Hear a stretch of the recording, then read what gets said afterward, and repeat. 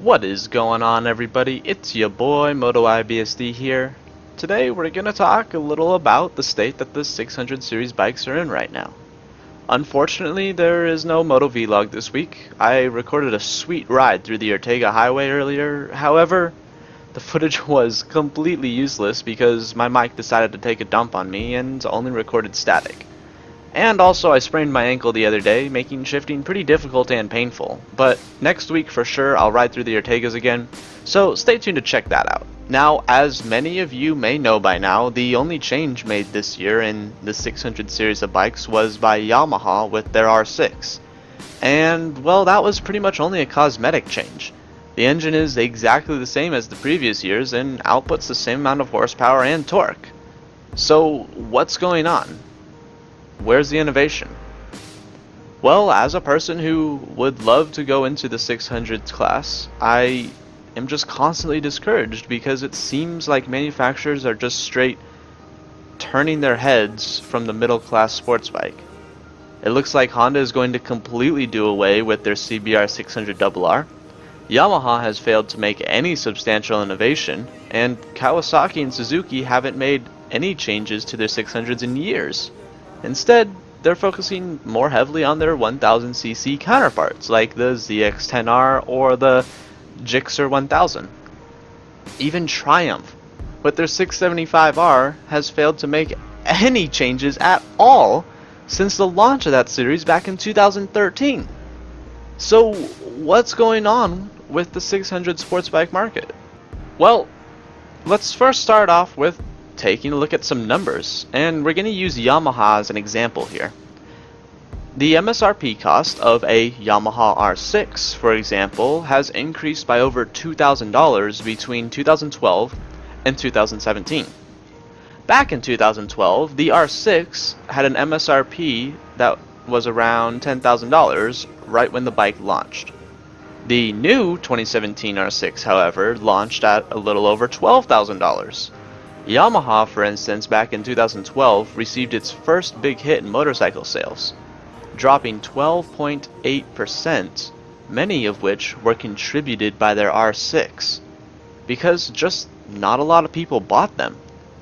In the first quarter of 2016, 1 year ago, none of the 600 series bikes cracked the top 10 in sales. Even if you look only at the sports bike series sales numbers, the first 600 series bike is the Daytona 675R in 9th place, followed closely, of course, by the Yamaha with their R6 in 10th. But almost every single sports bike that sold better than the 600 series bikes were in fact leader bikes. The only exception there being Honda with their CBR 500 and 300. Just think about it though for a second. A 300 series bike outsold every single 600cc bike last year. That is insane. My thought process here on the reason behind this, based on days of research and article findings, is that the 600 series sports bikes just aren't being innovative at all. There haven't been any substantial changes in years, and people are tired of it. Let's just think about it for a second and take a look at a side-by-side comparison of the 2008 Yamaha R6 and the brand new 2017 variant.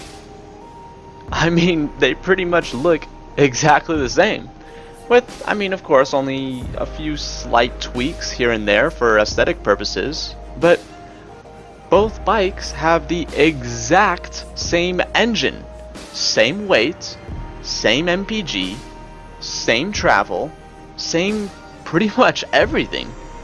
No one wants a brand new bike at factory price that is too high for the current demand, especially when they can get essentially the same bike for half the cost if they just look back 5 to 9 years. Almost a decade of zero innovation. The only company that has revised its 600 series class in the last 5 years is Kawasaki. And all they did was bring back the 636 that was available 10 years ago, while making no changes to the 600cc Ninja ZX6R since 2009, which, like Yamaha this year, it was only an aesthetic change with no performance increase. By the time Triumph came in with their Daytona 675 and 675R, the 600 market had already started dying. The 600 series bikes were at least 5 years behind in technology compared to the other series bikes around them, and everyone was just tired at that point. Keep in mind, I'm not bashing the 600 series bikes at all. I love them and really want a Daytona 675R. I think it's absolutely the most beautiful bike out there, and that triple cylinder engine is just, it's amazing. But the 600 series bikes are dying. There is a complete lack of innovation. No new engines or frame designs.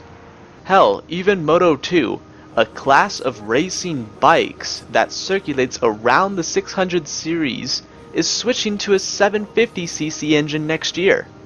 This will completely destroy all hope for the 600cc bikes. Thinking about it, this may very well be the last decade of the 600. By 2020, it is absolutely possible that the 600 series bikes will be replaced by the up-and-coming 700 series. We're already starting to see a little bit of that right now. The Yamaha MT-07 or FZ-07, depending on the country you live in, outsold every single 600 last year. This could very well be the last decade of the 600 series. Will there be a move to a 700cc series of sports bikes? Let's say the Yamaha YZF R7 or the Kawasaki ZX7R. Hey, maybe even the Triumph Daytona 750R, since Triumph is going to be supporting the Moto 2 series with a 750cc engine. I mean, it's very likely. And I mean, it'll be a shame to see such a great series of middleweight bikes die off, but maybe the 600cc motor has gone through all the innovations it's capable of and can no longer be improved. Let me know what your guys' thoughts are about this dying age of the 600s. Is the 600 series bike actually going extinct? Or has it just maybe hit a soft ceiling and needs a few years before it can break through that ceiling and reach the next level of innovation? Thank you all so much for watching. I hope you enjoyed, and be sure to stay tuned for upcoming videos such as Moto Vlogs, Off the Moto, and even this series, which I will be officially calling Moto Talk, where we just talk about tips, tricks, unknowns, and motorcycles in general. This has been Moto IBSD, and I'll see you in the next video. Peace out.